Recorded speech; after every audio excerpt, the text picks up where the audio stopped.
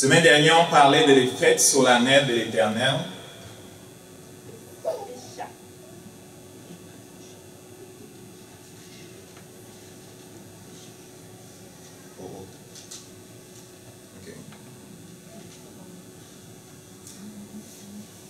On parlait des fêtes solennelles de l'Éternel.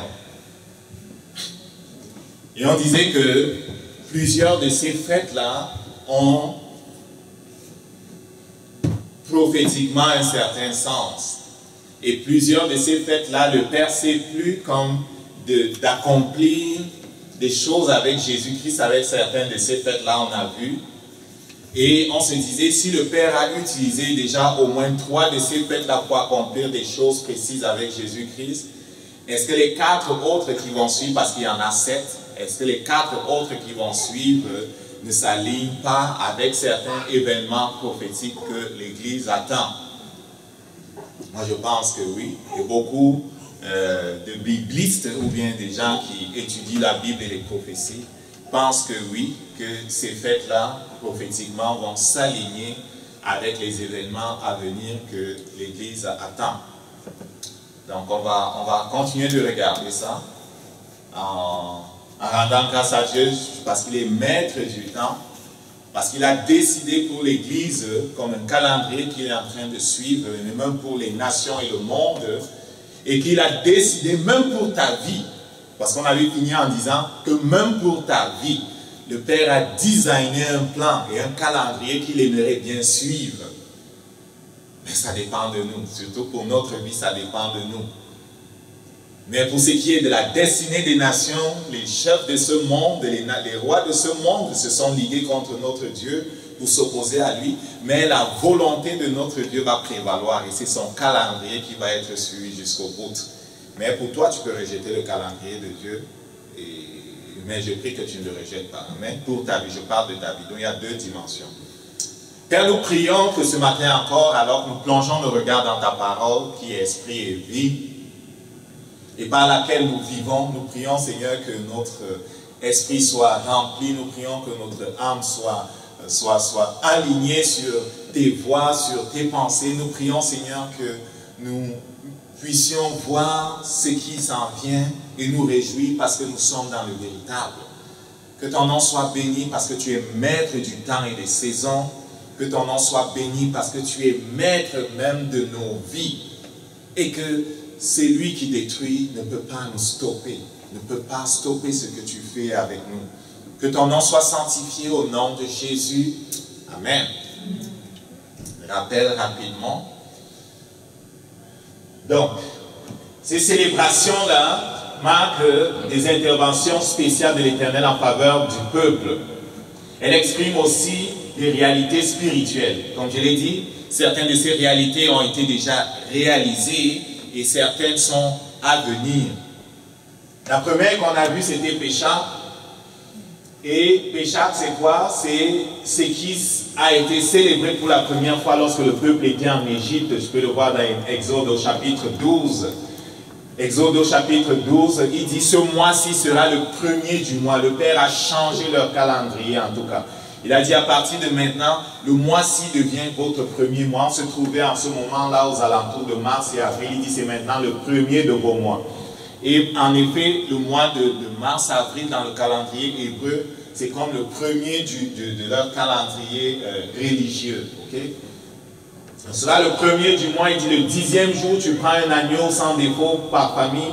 Le 14e jour, tu immoles l'agneau entre les 2 soirs, entre 15h et 18h. Et tu mets le sang sur les poteaux et le linteau des maisons. Et tu manges l'agneau rôti avec du pain sans levain et des herbes amères. Et tu brûles tout le reste. Et on avait expliqué, il était important de brûler tout le reste. Pourquoi? Parce que l'agneau symbolise l'agneau de Dieu et qui ne devait pas connaître la putréfaction. Si tu jetais les restes allaient connaître, ça avait être pourri. Or, Jésus-Christ n'a pas pourri dans le tombeau. L'agneau qui le représente ne devait pas connaître la putréfaction. Il fallait le brûler totalement. Il fallait le manger et le brûler totalement. Le pain sans levain, pourquoi? Le pain sans levain, parce que Jésus-Christ est notre sanctification. Le levain représente le péché.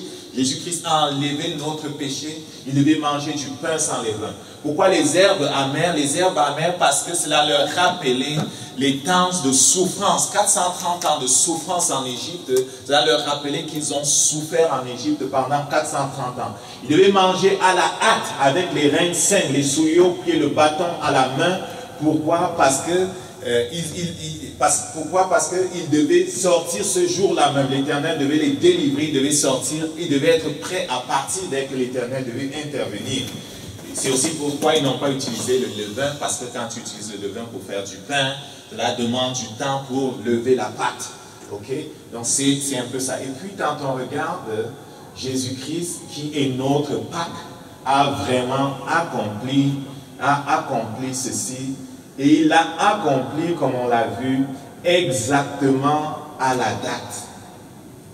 Quand tu regardes 2 Timothée 4, versets 8 à 9, il est écrit « Car pour moi, je sers de libation et le moment de mon départ s'approche. J'ai combattu le bon combat, c'est Paul qui parle. J'ai achevé la course, j'ai gardé... c'est-tu ça? La foi. Non, je me suis trompé de verset. Oh, c'est pas ça. Jésus-Christ, notre Pâque, c'est pas ici. Sorry. Ah, je me suis trompé de verset. Jésus-Christ, notre Pâque, c'est un autre verset. Je crois que c'est dans 1 Corinthiens. Mais à quelque part, Jésus-Christ est appelé notre Pâque. Je ne vais pas revenir dessus, puisqu'on est dans les rappels.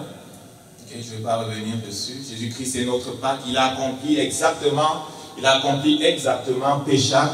Il est mort exactement le même jour. Péchak, c'était le 14e jour du mois de Nissan, le premier jour du mois des Juifs. Jésus est mort exactement le 14e jour à Jérusalem. Et Jésus est mort entre les deux soirs. Il est mort à 15 heures, aux environs de 15 heures. Entre les deux soirs du 14e jour de Nissan. Jésus-Christ s'est présenté à Jérusalem le 10e jour de Nissan. Quand il est venu à Jérusalem, il est venu le 10e jour. Et pendant 4 jours, il allait et venait entre Béthanie et Jérusalem. Il discutait dans le temple avec les prêtres. Il y a des choses qui sont passées à Jérusalem, il y a des choses qui sont passées à Béthanie. Il y a plusieurs choses qui sont passées. Mais ce qui est intéressant, c'est que le 14e jour du mois, le jour où on immolait un agneau dans le temple, le jour où on immolait l'agneau dans le temple, comme Moïse l'avait ordonné, Jésus-Christ est mort entre les deux soirs. Amen. Le Père s'est plu à aligner la mort de Jésus avec Péchak, qui est notre Pâque. Et Péchak en hébreu veut dire épargner. Péchak veut dire passer par-dessus. Donc, la deuxième fête, c'est la fête de pain sans levain. Et la fête de pain sans levain suivait directement, justement, la fête de Pâques. Et c'est pour ça que le jour où on enterrait Jésus, il disait que il faut vite faire parce que c'était le jour de préparation. Le jour de préparation, c'était en rapport avec le début de la fête des pains sans levain.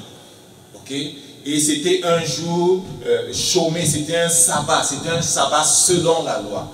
C'était le 15 de Nissan que cela a commencé, cette fête-là. Et c'était un sabbat. Mais attention, quand il dit sabbat selon la loi, c'est pour montrer que ce n'était pas le samedi. Okay? Ce n'était pas le samedi. C'était un grand sabbat, c'était un sabbat spécial. Quand tu lis dans le livre de Jean, quand on parle de ça dans Jean, quand on parle de la préparation, en tout cas de l'enterrement de Jésus, et c'est que c'était le jour de préparation. Il fallait vite faire parce que les gens ne pouvaient pas travailler dès que le sabbat commençait. Et il parle en parlant d'un grand sabbat. Il faut comprendre que ce n'était pas le sabbat du samedi, mais c'était le sabbat qui tombait cette année-là, un jeudi. Et les journées chez les Juifs commencent de 18h au matin. Okay? À partir de 18h, un autre jour commence.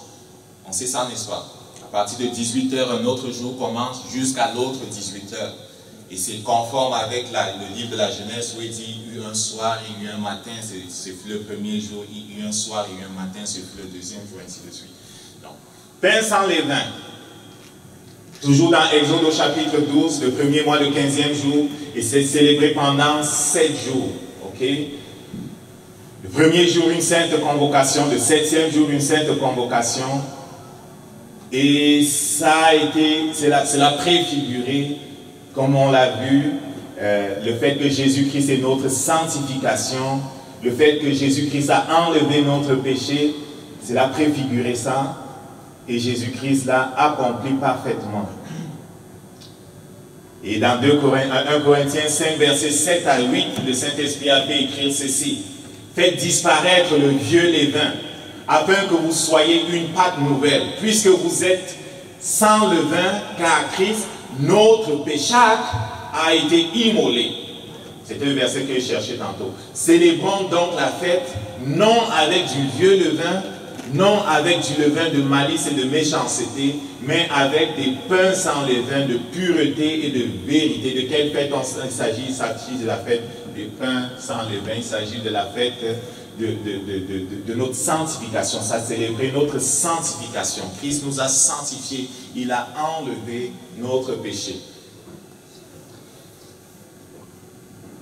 La fête de pain sans levain a été donc accompli par Jésus-Christ. Tu peux le voir. Tu peux le voir dans ces versets qui sont affichés. C'est un rappel de Corinthiens 5, verset 21. Christ, notre justification, notre sanctification. 1 Corinthiens 5, verset 7. Une autre fête, c'est la fête des prémices. C'est les rappels toujours, la fête des prémices. Ça se suivait aussi. Dans Lévitique 23, verset 10 à 14, on parle de la fête des prémices. C'était célébré à Cana. Et l'Éternel dit, quand vous allez arriver à Cana et que vous allez cultiver la terre et qu'elle va commencer à produire, vous enlevez les premiers gerbes. Dès que vous commencez, dès que les gerbes, la terre commence à produire, les plantes commencent à porter du fruit, vous enlevez les premières gerbes, vous apportez au sacrificateur. Et le sacrificateur va présenter la gerbe en la balançant d'un côté et de l'autre pour qu'elle soit agréée. Et cela devait se faire le lendemain du sabbat, du sabbat hebdomadaire, celui-là. C'est Nissan le 18.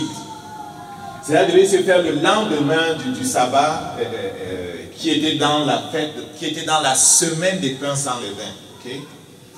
Donc la semaine des pains sans levain, les 8 jours qu'on a vus là, commence le lendemain de la mort de Jésus, Nissan le 16, et se célèbre sur 8 jours en fait. Et il dit, le lendemain du sabbat hebdomadaire, vous m'apportez les premières gerbes. Le lendemain du sabbat hebdomadaire, c'est le 18. Le lendemain du sabbat hebdomadaire, Jésus-Christ étant ressuscité au soir de samedi, okay? Jésus-Christ est ressuscité le soir de samedi, okay?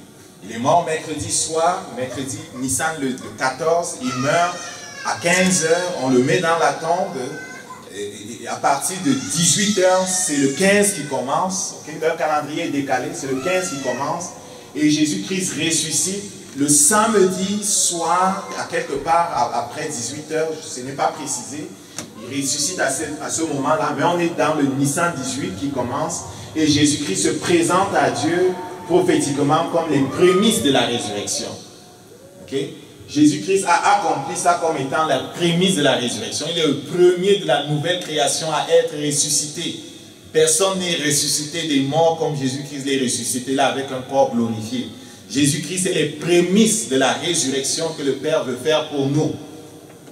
Et il est aussi le prémisse, le premier de l'église que Dieu a dit qu'il va construire. Je bâtirai mon église. Jésus-Christ est le premier de cette nouvelle création que Dieu est en train de créer. Il est la prémisse. Il a accompli cela.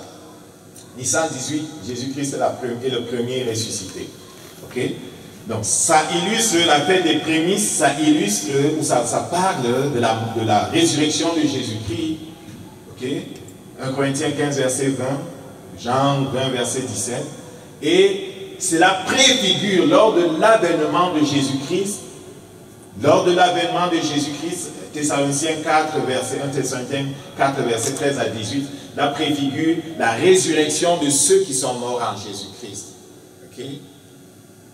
Et cela va coïncider avec une autre fête qui parle du deuxième retour de Jésus-Christ. Ça, c'est pour les prémices. Jusqu'ici, ce qui est intéressant de voir, c'est que les Hébreux, pendant longtemps, ont célébré des choses sans comprendre vraiment ce qu'ils célébraient. Ils ont commencé à le faire quand ils étaient en Égypte, quand ils ont traversé la mer Rouge, ils se sont trouvés dans le désert. le Père a demandé à Moïse de construire un tabernacle dans lequel ils ont fait des choses qu'ils ne comprenaient pas. Ils ont sacrifié des agneaux, ils ont sacrifié des vaches, ils ont versé du sang, ils ont fait toutes sortes de choses que tu vois dans le livre des Lévitiques, de Deutéronome, des Nombres, qu'ils ne comprenaient pas. Et dans le livre des Hébreux, on nous dit que ces choses étaient l'ombre des choses à venir. Ils faisaient des choses sans les comprendre, mais toutes ces choses parlaient de ce que Jésus-Christ allait faire. Et Jésus-Christ a accompli les trois fêtes-ci qu'ils avaient ordre. Quand tu lis Lévitique au chapitre 23, l'Éternel leur donne comme 7 fêtes qu'ils devaient célébrer à chaque année. Ils avaient comme ordre de célébrer cette fête-là. Et pour chacune de ces fêtes, il y avait des sabbats.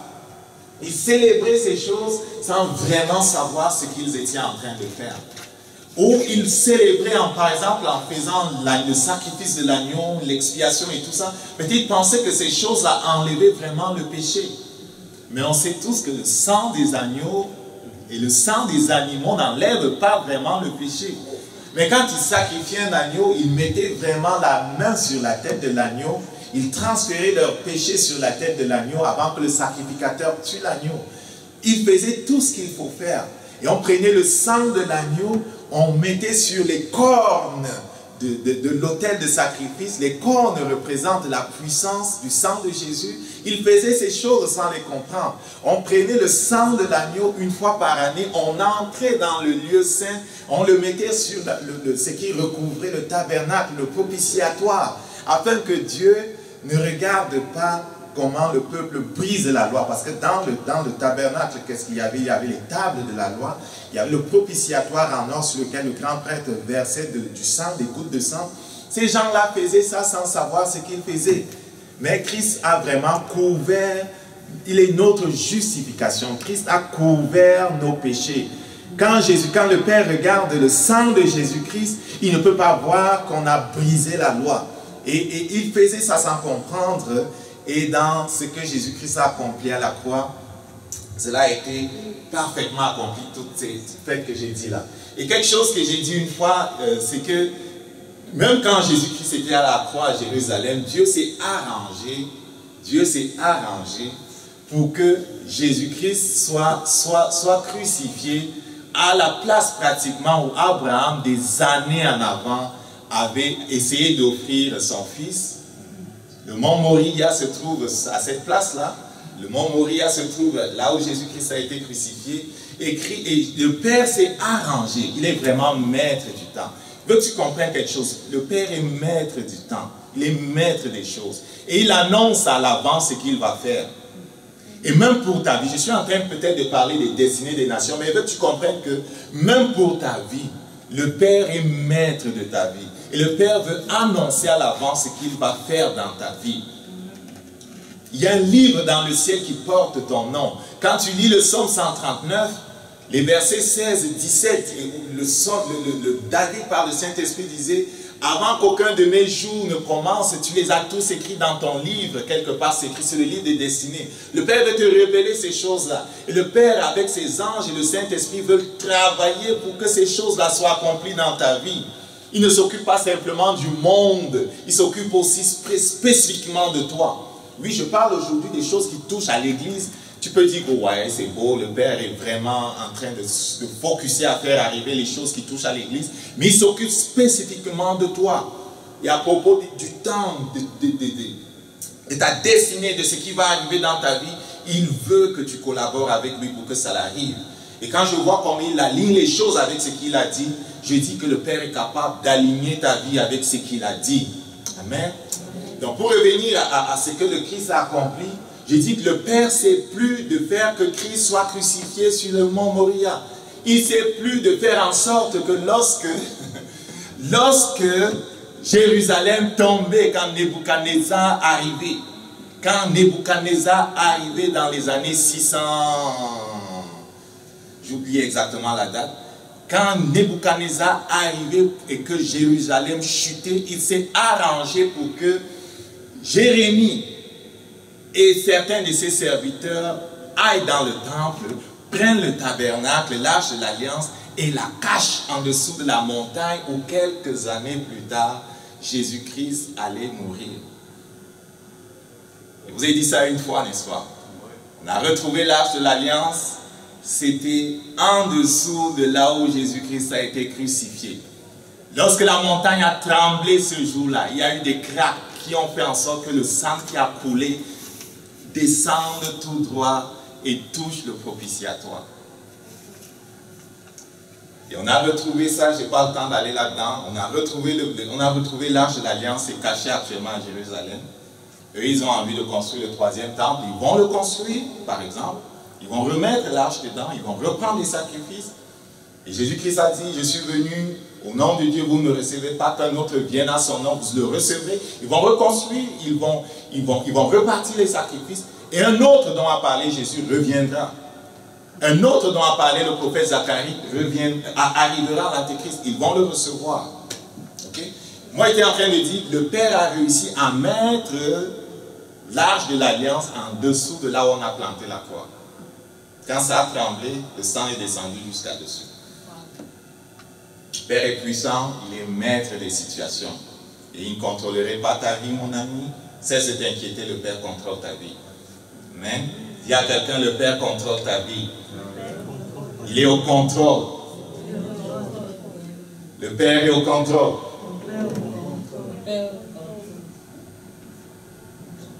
Le Père est au contrôle. La fête des semaines. Dans le Lévitique aussi, le Père a demandé expressément à son peuple de célébrer une fête qui s'appelle la fête des semaines. Lévitique 23, versets 15 à 22. Nombre 28, versets 26 à 31. Deutéronome, en tout cas les références sont là. La fête des semaines devait être célébrée le 50e jour à partir de Nissan le 18. À partir de la fête des prémices, on devait compter 50 jours. À partir de la fête des prémices, là, le Nissan le 18, on devait compter 7 semaines entières. On devait compter 7 semaines entières jusqu'au 7e sabbat. Le lendemain de ce 7e sabbat-là, donc c'était un premier jour de la semaine. Le lendemain de ce sabbat-là, qui était un premier jour de la semaine, un dimanche si tu veux, c'était un sabbat selon la loi. Il ne devait pas travailler, il ne devait rien faire. Il devait célébrer la fête des semaines. Ok? Je ne vais pas lire tous les textes là. Ce qui est intéressant, c'est que cela correspond, ou plutôt ce qui est intéressant, c'est que quand il célébrait cette fête-là, on va peut-être afficher acte 2, quand il célébrait cette fête-là à Jérusalem, 50 jours après la résurrection de Jésus-Christ, il célébrait, les gens étaient venus de partout pour célébrer la fête des semaines, qu'on appelle encore Pentecôte, ou qu'on appelle encore la fête des moissons. Ok, tu te souviens? Les prémices, c'est quoi? Les prémices, c'est que tu apportes les gerbes, tu danses devant Dieu, que waouh, j'ai travaillé ma terre, ça a commencé à produire. Tu danses devant Dieu, et tu danses devant Dieu pourquoi? Parce que tu t'attends à une moisson abondante. Mais tes plantes n'ont pas encore fini de pousser là, c'est juste les fleurs qui commencent là. Tu coupes les fleurs, tu vas montrer au prêtre, tu danses qu'il y aura une moisson abondante. La moisson là, c'est la fête des semaines, si tu veux, c'est la fête des moissons dont on a célébré les prémices 50 jours avant. Ok? Et pendant qu'il célébrait donc à Jérusalem, le Saint-Esprit est descendu. Le Saint-Esprit est descendu avec puissance sur le peuple. Ou plutôt sur l'Église. Donc, ça préfigure la venue historique du Saint-Esprit pour former l'Église. Comme je l'ai dit, 50 jours, ce n'est pas la résurrection de Jésus-Christ avec la venue du Saint-Esprit. Et il devait, si tu lis les textes que j'ai affichés, tu vas voir qu'il devait apporter 2 pains. Il devait apporter 2 pains, il devait faire toutes sortes de sacrifices avec les veaux, les chèvres, mais je vais focuser sur 2 pains. Il devait apporter 2 pains et qu'il devait balancer devant Dieu. Les 2 pains en question étaient cuits cette fois-là avec du levain. 2 pains cuits avec du levain. Il d'apporter devant Dieu. On dit, ah, Ici, Dieu n'est plus intéressant à enlever du levain du pain. Qu'est-ce qui se passe? Symboliquement, les deux pains représentent, puisque c'est la création de l'Église de Jésus-Christ, cela représente les deux composantes de l'Église de Jésus-Christ. Les deux pains représentent les deux composantes de l'Église de Jésus-Christ. L'Église de Jésus-Christ est composée des Juifs et des païens. L'Église de Jésus-Christ est composée des Juifs et des païens. Et on se souvient que dans Jean au chapitre 10, quand Jésus-Christ parlait de ce qu'il est, le bon berger, tu te souviens, n'est-ce pas? Jésus-Christ dit qu'il est le bon berger. Il arrive à quelque part dans Jean au chapitre 10 au verset 16. Je vais l'afficher. Parfois quand j'en parle sans afficher, c'est pas bon. On peut penser que je les invente. Il a dit, j'ai encore d'autres brebis. Il était avec les Juifs. Le ministère de Jésus-Christ a été spécifiquement avec les Juifs. Quand il envoyait même ses disciples, il disait, allez seulement vers les brebis perdues d'Israël. Cette femme-là est venue pour dire que ma fille est menacée par des démons. Aide-moi, il dit qu'écoute, qu'est-ce que tu me veux, femme? J'ai simplement été envoyé vers les brebis perdues d'Israël. Son ministère au départ était focusé sur Israël.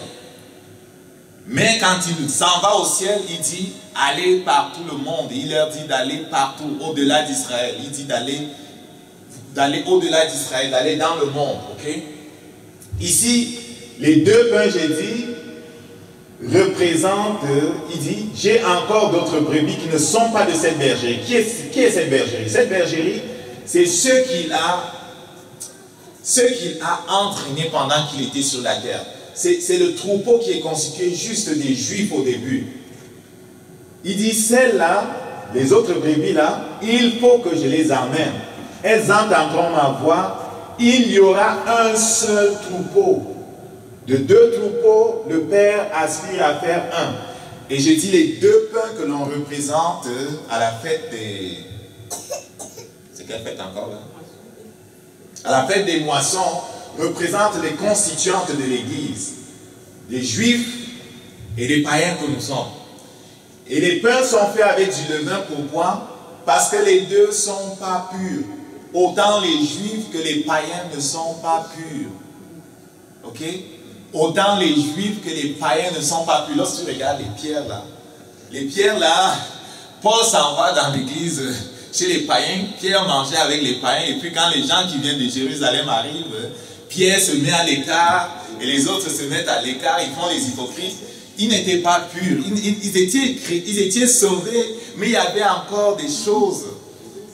Tu te rappelles l'histoire de Ananias et Saphira qui vendent leur terrain, c'était des chrétiens juifs, et qui en demandent, est-ce que c'est juste à ça que vous avez vendu? Ils disent, oui, c'est à ça le prix. Ils n'étaient pas, c'était des chrétiens en lesquels il y avait encore des faiblesses, tu comprends? Il y avait encore des faiblesses. Mais le Père nous appelle à la perfection. Mais on se rend compte que dans l'église de Jésus-Christ, il y a quand même encore des faiblesses, ok? Donc, c'est un peu ça, l'histoire du levain dans le pain. Et c'est aussi en sync avec ce que Jésus-Christ a dit à propos de l'imperfection dans l'Église. C'est aussi en rapport avec ce que la parabole que Jésus-Christ a dit du royaume de Dieu. Il leur proposa une autre parabole et leur dit, le royaume des cieux est semblable à cet homme qui a semé une bonne semence dans son champ. Je suis sur le levain dans le pain maintenant. Une bonne semence dans son champ. Mais pendant que les gens dormaient, son ennemi s'aima livrait dans le blé et s'en alla. Lorsque l'herbe eut poussé et donné du fruit, livret parut aussi. Les serviteurs du maître de la maison vinrent dire au maître, n'as-tu pas sémé une bonne semence dans ton champ? D'où vient donc qu'il y ait de l'ivraie? Okay? Le levain, l'ivraie, c'est la même chose. Les impuretés, le péché, les œuvres du diable, la présence dans l'Église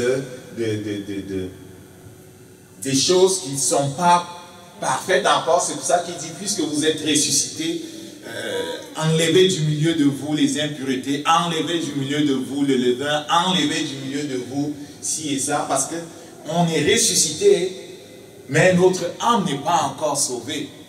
Notre esprit n'a pas de péché, mais dans notre âme, le Seigneur ne règne pas encore total.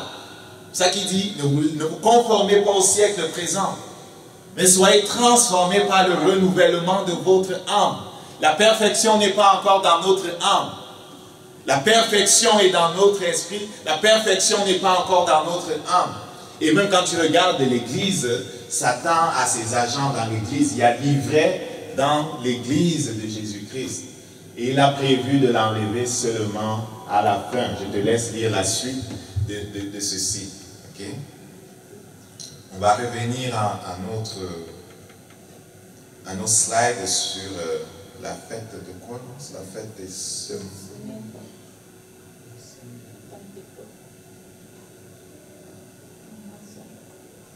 Ouais. Sur la fête des semaines. Ok, donc c'est ça. Ça c'est en course. L'autre fête, c'est la fête des trompettes. Non, celle-là n'est pas encore accomplie là, mais les autres qu'on a vus sont accomplis. La fête des trompettes, tu vas aussi le trouver dans le Lévitique 23. Lévitique 23, tu vas trouver toutes les fêtes que l'Éternel a commandées au peuple. C'est un chapitre qui est comme. Je vais maintenant rentrer dans ma tête là, Lévitique 23. Tu vas le trouver dans Lévitique 23, tu vas le trouver dans Lévitique 29. C'était le 7e mois. La fête de Pentecôte, c'est le 7e mois, le premier jour. La fête des trompettes, c'est aussi le 7e mois. Ah, sorry. Non, je me trompe là. La fête des trompettes, c'est le 7e mois, le premier jour. Ok? Publié avec des chauffards, la trompette. On célébrait quoi à cette époque-là?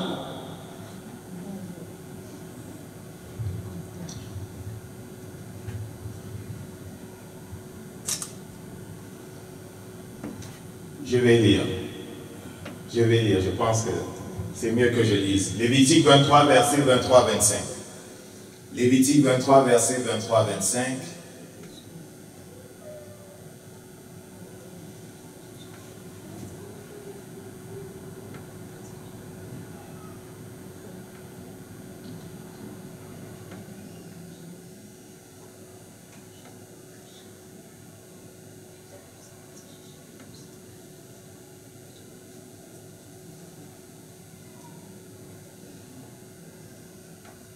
L'Éternel parla à Moïse et dit, parle aux enfants d'Israël et dit, le 7e mois, le premier du mois, vous aurez un jour de repos, publié au son des trompettes, une sainte convocation, donc un sabbat selon la loi. Ça ne tombait pas forcément un samedi.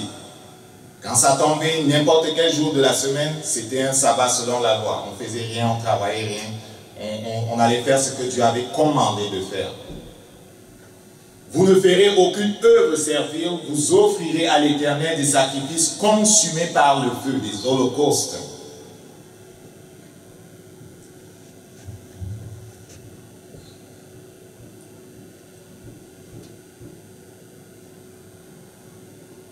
Je remets mon slide.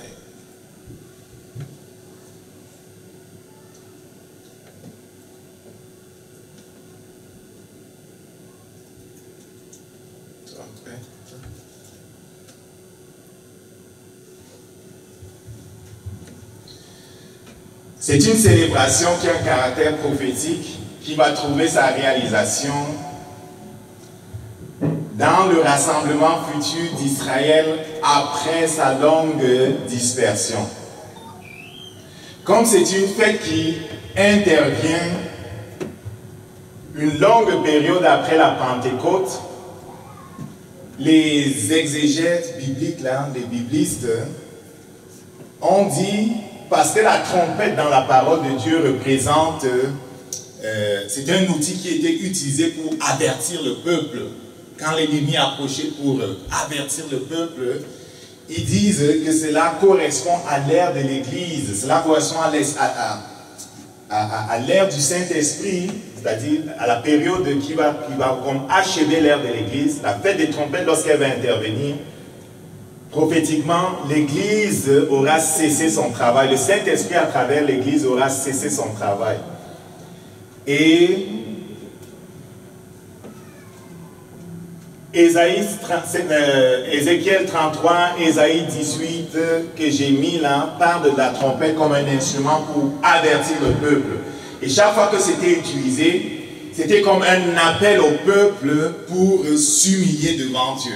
Un appel au peuple pour se repentir. Un appel au peuple pour se repentir et pour pleurer. Un appel à Israël pour se repentir et pour pleurer. Quand tu lis ça, hein, et le contexte de Ésaïe 18, 3, 27, 13, les trompettes étaient utilisées pour appeler le peuple à se repentir et à s'humilier.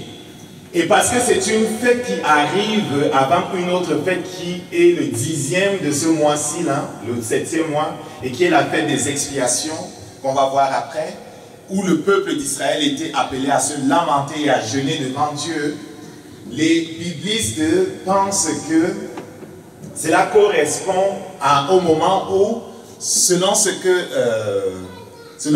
Paul a prophétisé dans Romains au chapitre 9, que Israël, comme ils sont perdus, ils vont revenir. Quand tu lis Romains chapitre 9, 10, 11, il disait à l'église que ne vous vantez pas parce que vous êtes comme des gens qu'on a comme... on nous a comme... hantés sur l'arbre, mais que les Juifs sont vraiment la racine, ils sont les vrais, qu'on ne se moque pas d'eux parce que plus tard, ils vont être ramenés. Actuellement, ils sont perdus, mais ils vont être ramenés. Les commentateurs bibliques disent que, puisque le retour d'Israël dans l'Église est comme à venir, plus tard, les chrétiens, en fait, ne seront plus là. Ils disent que l'enlèvement aura déjà eu lieu. Ok? Donc, je dis, c'était le même mois l'expiation. Les trompettes en sont le premier du 7e mois. Le 10e, les gens entrent dans le 10e jour du même mois, les gens entrent dans le jeûne, ils entrent dans des pleurs, ils s'humilient devant Dieu. On fait un sacrifice d'expiation où un veau était tué pour le péché du peuple, pour le repentir du peuple. Ils disent que vraiment prophétiquement, lorsque ça arrive, l'enlèvement de l'Église a déjà eu lieu. 1 Corinthiens 15, verset 52, 1 Thessaloniciens 4, verset 16, 14. Et quand on lit Zacharie 12, on voit le repentir d'Israël. Vous allez voir, je vais afficher Zacharie 12, c'est très intéressant. Le repentir d'Israël en rapport avec l'expiation. Ils disent que c'est à venir, parce qu'Israël encore n'a pas reconnu Dieu. Et cette prophétie-là de Zacharie n'est pas encore accomplie. Cette prophétie de Zacharie-là n'est pas encore accomplie. Je vais l'afficher, c'est une prophétie très, très, très intéressante. Vous avez peut-être entendu ça plusieurs fois. C'est quoi? Zacharie 12, verset 10 à 14. Zacharie 12. Excusez-moi, je l'ai trouvé.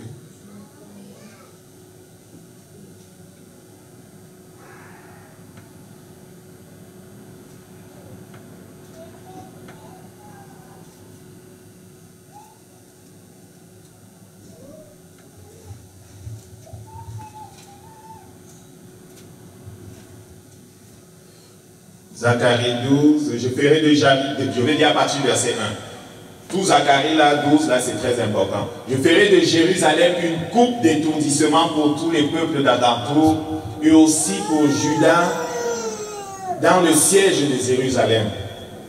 Qu'est-ce que Dieu dit ici? Il dit que la question d'Israël, la question de Jérusalem là, les nations d'alentour arabes, et même je dirais les nations du monde, les Nations Unies vont se casser les dents avec cette affaire-là. Le problème d'Israël avec les Hébreux, là, avec les Arabes, là, ils vont se casser les dents avec ça. Parce que Dieu dit, je vais faire de Jérusalem une coupe d'étourdissement. Ils vont chercher à résoudre le problème. Ils vont chercher, Jérusalem est une question brûlante.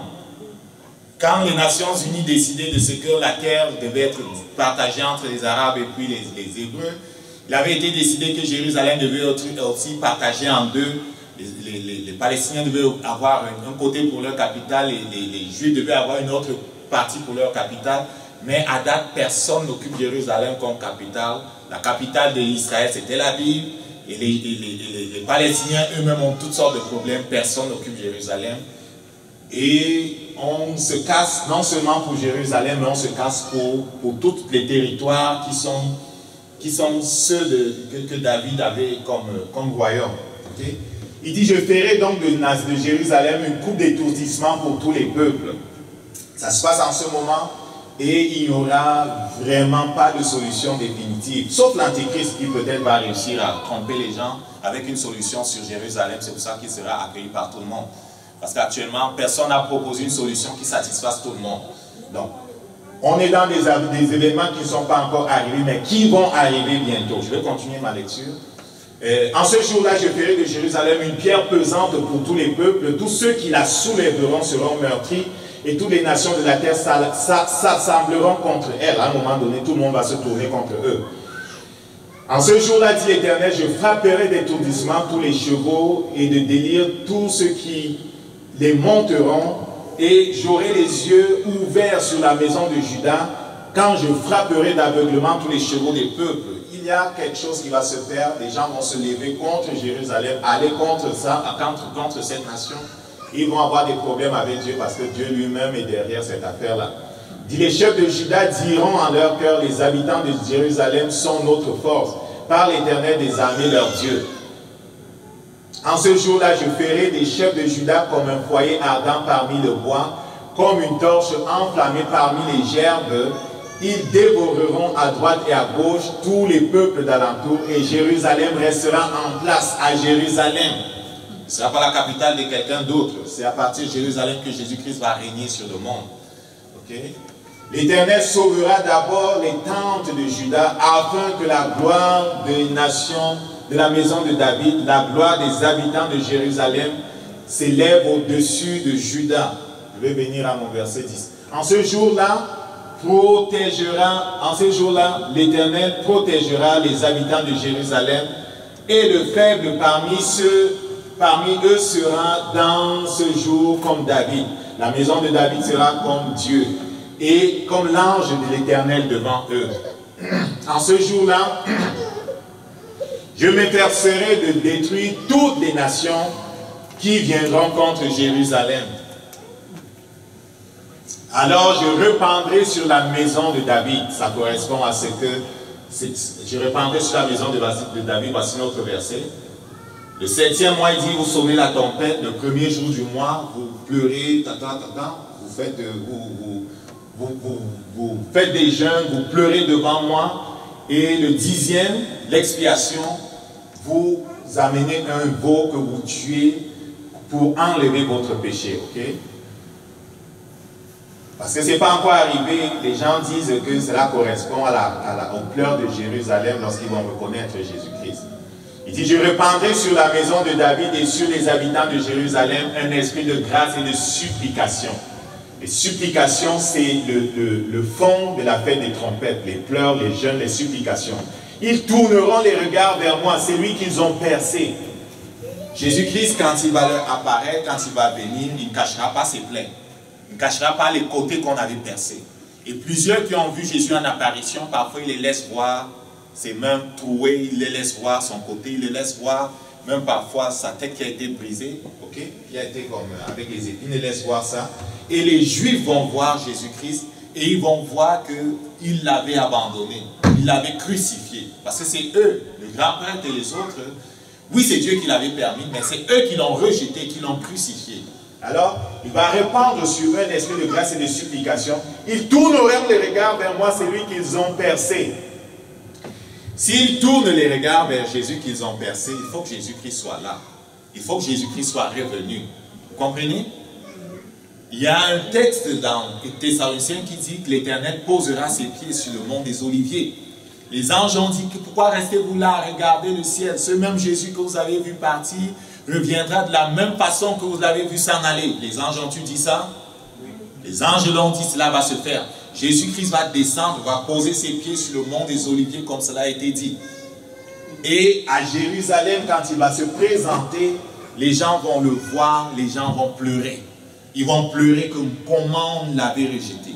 Ils vont pleurer et se repentir parce qu'ils ont accueilli l'Antéchrist. parce qu'ils ont adoré l'Antéchrist.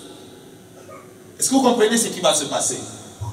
Ça, c'est pas encore arrivé, mais on pense que ça va arriver tel que c'est écrit, et que parce que c'est lié à la fête des trompettes, cela parle de la deuxième venue de Jésus-Christ quand il viendra à Jérusalem pour établir son règne, et que les Juifs vont pleurer et se repentir. Ils pleureront amèrement sur lui comme un pleur sur un premier-né. En ce jour-là, le deuil sera grand à Jérusalem, comme le deuil d'Abadrimon dans la vallée de Megiddo. Okay? Ils vont pleurer à chaudes larmes. Le pays sera dans le deuil, chaque famille séparément. Les familles de la maison de David séparément, les femmes à part. La famille de la maison de Nathan séparément, les femmes à part. Les familles de la maison de Lévi, les prêtres, les sacrificateurs séparément, les femmes à part. Les familles de Chiméi séparément, les femmes à part. Je n'ai pas fait une étude pour voir qui sont tous ces gens-là. Je ne les connais pas tous. Toutes les familles, chaque famille séparément, les femmes à part. Il y aura des grands pleurs à Jérusalem lorsque Jésus-Christ reviendra. Le contexte, c'est le retour de Jésus-Christ et c'est le repentir d'Israël. Et c'est en rapport avec ce que Paul a prophétisé, l'entrée, le salut comme subi des Juifs qui vont entrer dans l'Église. Oui, c'est vrai, aujourd'hui, il y a beaucoup de Juifs messianiques qui viennent à Jésus. On les connaît, on les entend, on les voit. Okay? On est content. Mais il y a un salut abondant qui va se faire lorsque Jésus-Christ, posant les pieds sur le mont des Oliviers, va se présenter et que, comme Zacharie l'a dit, ils vont poser les regards sur lui et que tout le reste va pleurer chaudement pour recevoir le pardon de Dieu, je pense, et être restauré et emmené dans la félicité avec Dieu. La dernière fête, donnez-moi 2 minutes ou 5.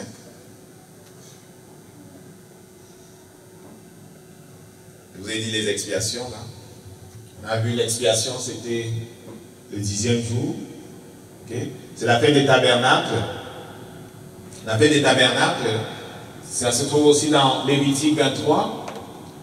Je vais le voir aussi dans Néhémie 14. En tout cas, je vous laisse voir les choses. C'était aussi appelé la fête des récoltes. Prophétiquement, elle pointe vers le règne millénaire de Jésus-Christ. C'était quoi la fête là? C'était que, puisqu'ils sont restés dans le désert pendant qu'ils étaient dans le désert, ils habitaient sous des tentes. Okay? Ils n'avaient pas de maison dans le désert, hein. Ils étaient sous des tentes, ils étaient dans des habitations provisoires. Ce que Dieu avait demandé à construire à Moïse, c'était toute cette grande enceinte dans laquelle on avait l'autel des sacrifices. On avait, vous connaissez le schéma, n'est-ce pas? L'autel des sacrifices, après l'autel des sacrifices, on avait ce truc, comment ça s'appelle? Ce truc où il y avait de l'eau pour se laver, après il y avait le lieu saint, le lieu très saint dans cette maison-là où les choses se passaient. Autour de cette grande enceinte qu'on avait construite pour mettre l'arche de l'Alliance, les divisions d'Israël, 4 de chaque côté, non, 3 de chaque côté, ils sont 12, 3 de chaque côté habitaient sous des tentes. Okay? C'est une fête qui célèbre le fait qu'ils ont habité sous des tentes dans le désert. Et prophétiquement, ceux qui étudient la Bible disent que cela pointe vers le règne millénaire de Jésus-Christ. Zacharie 14, verset 16. Zacharie 14, verset 16. Zacharie 14, verset 16.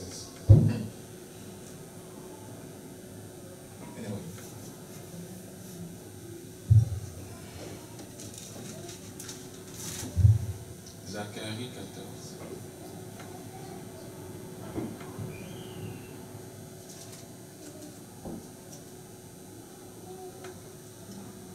Commentateur biblique pointe ce verset en rapport avec cette fête-là.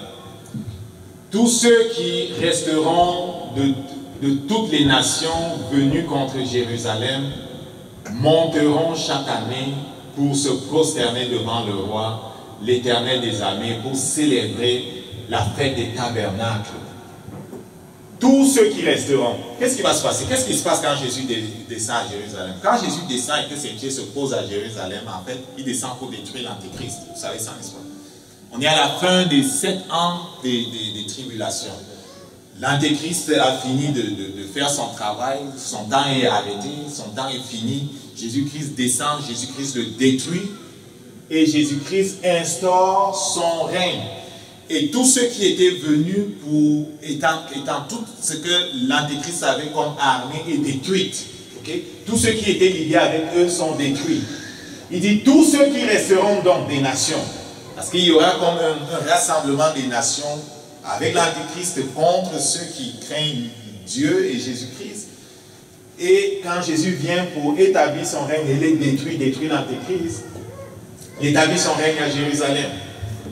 Tous ceux qui restent donc et qui sont venus contre Jérusalem, chaque année ils vont monter se prosterner devant le roi. Qui? Jésus-Christ. Jésus-Christ sera à Jérusalem. À chaque année les gens vont monter. Ils disent qu'ils vont monter pour célébrer la fête des tabernacles. Pendant 1000 ans, il va régner. Et on sait tous, pendant ces 1000 ans, Satan sera enchaîné et il ne fera plus de désordre. Mais à la fin des 1000 ans, selon ce qui est prophétisé, Satan sera délié. Il ira encore tromper les nations de la terre et ils vont aller créer ce qu'on appelle la guerre d'Armageddon. Et Jésus-Christ va les détruire finalement dans cette bataille quand ils viendront contre Jérusalem. Ils seront jetés dans les temps et les lacs de feu. Amen. Notre Père est maître du temps. Que quelqu'un dise avec moi, notre Père est maître du temps. Sa volonté s'accomplira pour les nations et pour ceux qui craignent son nom. Que quelqu'un dise avec moi, Dieu contrôle ma vie aussi. Dieu contrôle ma vie aussi. Donc, rapidement, il y a quelques fêtes que vous allez entendre les Juifs célébrer. C'est la fête de Purim. Vous les entendez souvent parler de Purim. Cela correspond à quoi? Cela correspond au fait que Dieu avait délivré Israël lorsque, comment il s'appelle, je ne sais plus, c'était Naaman voulait les tuer, avait décidé de les tuer. Naaman l'Amalécite, qui est le descendant de celui que Saul était allé détruire. Vous vous rappelez, Dieu avait envoyé Saul pour détruire une nation et il avait épargné le roi là, vous vous rappelez? Et le prophète est venu, il dit, j'entends les bruits des béliers, qu'est-ce qui s'est passé? Tu n'as pas obéi à Dieu. Il dit que j'ai fait ce que l'Éternel m'a dit. Il avait épargné le roi. Certains historiens pensent qu'il avait non seulement épargné le roi, il avait épargné la reine. La reine était enceinte. Et elle a mis au monde une lignée qui descend jusqu'à Naaman l'Amalécite. Naaman l'Amalécite veut se venger de ce qu'on avait tué son peuple dans le passé.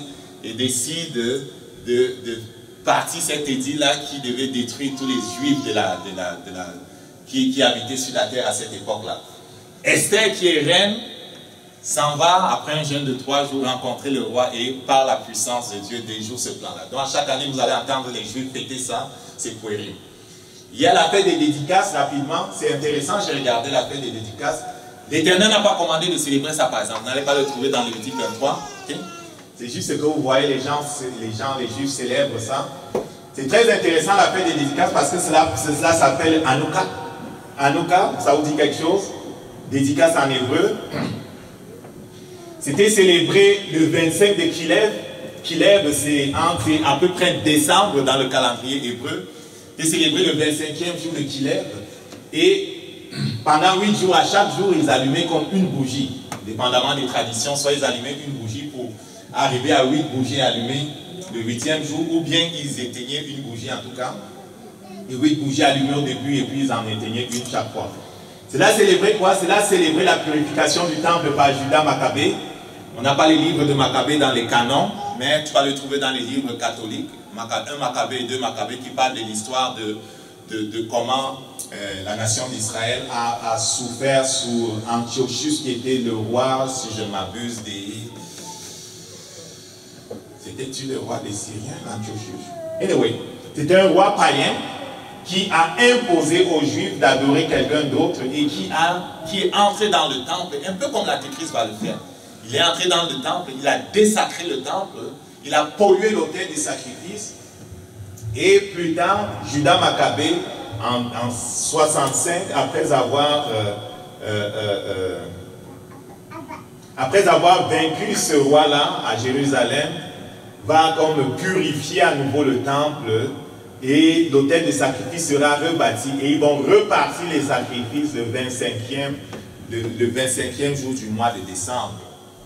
Ça nous fait penser à Noël que les gens, beaucoup de chrétiens célèbrent le 25 de décembre. Anyway, je n'ai pas creusé beaucoup, mais c'est intéressant de voir que les Juifs célèbrent quelque chose qu'ils appellent Hanouka, et qui était le 25e jour de Kilev, où on allumait des bougies, où on allumait du feu et toutes sortes d'affaires. Amen. Notre Père et Maître du temps, on va se lever. L'objectif de passer à travers ces fêtes-là, c'était de voir qu'il y en a 3 qui sont déjà accomplis et que 4 ne sont pas encore accomplis. Elles sont à venir. C'était de voir que le Père, comme il dit, il annonce une chose, il ne fait jamais rien sans l'avoir annoncé par ses serviteurs, les prophètes. C'était de voir que le Père ne cache pas ce qu'il va faire pour l'Église, il le dit. Et ceux qui lisent la parole, ceux qui regardent la parole, ceux qui invoquent et demandent vont recevoir de Dieu les choses qui sont cachées. Il est le Dieu qui a dit, invoque-moi, je te répondrai, je te montrerai de grandes choses, des choses cachées que tu ne connais pas. Okay? C'est la gloire de Dieu de cacher les choses. Il dit que c'est la gloire des rois de les trouver. Et si tu es roi avec Jésus-Christ, c'est ta gloire de trouver ces choses. Et le Saint-Esprit est notre aide pour nous aider à comprendre ce qui s'en vient.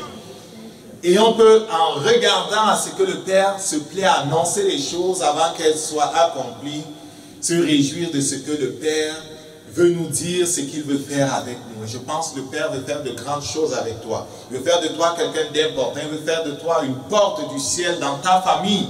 Le Père veut faire de toi quelqu'un qui parle en son nom, quelqu'un qui va en son nom, quelqu'un qui influence les gens en son nom, quelqu'un qui sait qui il est, quelqu'un qui marche la tête debout. Pas parce qu'il est rempli d'orgueil, mais parce qu'il est rempli de la compréhension des voies de Dieu, parce qu'il est soumis à Dieu. Rends grâce à Dieu parce que sa vie est entre tes mains. Rends grâce à Dieu parce que la destinée des nations est entre tes mains. Les grands de ces mondes pensent qu'ils gouvernent les choses, ils pensent qu'ils contrôlent les choses, mais c'est notre Dieu qui contrôle les choses, les amis. C'est notre Dieu qui contrôle les choses. Ils n'ont qu'à changer les lois dans leur parlement et faire des choses contre notre Dieu et son nom. En fin de compte, c'est notre Dieu qui contrôle les choses, mon ami. Amen. Réjouis-toi de ce que c'est notre Dieu qui règne dans ce monde. Satan ne règne pas. Mais nous te rendons grâce. Rends grâce à Dieu. Rends grâce à Dieu. Il règne dans ce monde. Il règne dans ta vie. Te rendons grâce parce que tu règnes dans ce monde. Alors que les rois de la terre se sont ligués contre toi et ton nom, Père, nous déclarons avec le Saint-Esprit qu'ils ont perdu. Nous déclarons avec le Saint-Esprit qu'ils sont en bas. Nous déclarons avec le Saint-Esprit que tu les mets tous sous les pieds de Jésus-Christ. Tu les mets sous les pieds de ton nom. Tu les mets sous les pieds de Jésus-Christ. Jésus-Christ est Seigneur dans ce monde. Nous déclarons avec le Saint-Esprit, Jésus-Christ est Seigneur dans nos vies. Nos destinées sont entre ses mains. Satan, tu ne contrôles pas nos vies. Dis-le avec le Saint-Esprit, Satan, tu ne contrôles pas ma vie. Ce que le Père a dit que je suis, je le suis. Ce que le Père a dit que je fais, je le fais. Tu ne me limites pas. Tu ne me limites pas. Merci Saint-Esprit pour ta présence dans nos vies. Merci pour les anges que tu nous as donnés pour le ministère. Merci parce que nous ne sommes pas seuls. Merci pour ta parole. Merci pour le sang de l'agneau. Merci pour la vie. Que ton nom soit sanctifié. Amen. Que cette semaine soit fructueuse pour toi au nom de Jésus. Amen.